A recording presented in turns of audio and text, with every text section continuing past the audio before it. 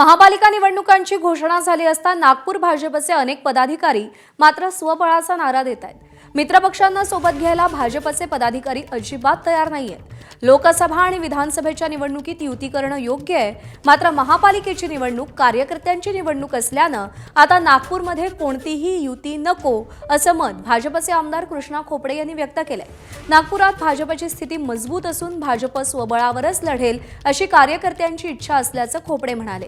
विशेष म्हणजे एका बाजूला मुख्यमंत्री देवेंद्र फडणवीस आणि महसूल मंत्री चंद्रशेखर बावनकुळेंसारखे मातब्बर भाजपचे नेते राज्यात विविध ठिकाणी महायुतीचं समर्थन करत असताना त्यांच्याच नागपुरात भाजपचे आमदार महायुतीऐवजी एकला चलो रेचा नारा बुलंद करतायत।